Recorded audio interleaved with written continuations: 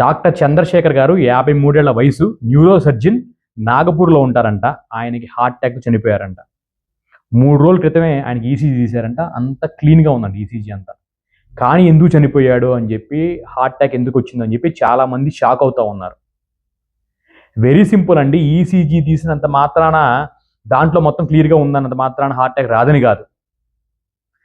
ECG, echo, treadmill, TMT ఇవి తీసినా కూడా హార్ట్ అటాక్ వచ్చిన ఉన్నారు, అన్ని క్లియర్ వచ్చినా కూడా. సిటీ యాంజియోగ్రామ్ అని ఉంటుంది, అది అన్ని హాస్పిటల్లో ఉండదు. గుంటూరు, విజయవాడ లాంటి పెద్ద ఊర్లో కూడా 1-2 హాస్పిటల్లో ఉంది అది. అలాంటిది చేయించుకుంటేనే మీకు అప్పటికి కూడా 95% కన్ఫర్మేషన్ ఉంటుంది ఏది రాదని. అంతేగాని ఈసీజీ ఒకటి తీసుకొని క్లీన్గా ఉందని చెప్పి ఇళ్ళకి వెళ్ళిపోయి చాలామంది వెళ్ళిపోతూ ఉంటారు. హార్ట్ అటాక్ అనేది ఎలా రావచ్చు. మీరు ఈటింగ్ హ్యాబిట్స్ మార్చుకున్నంతసేపు అది ఎలాగైనా రావచ్చు.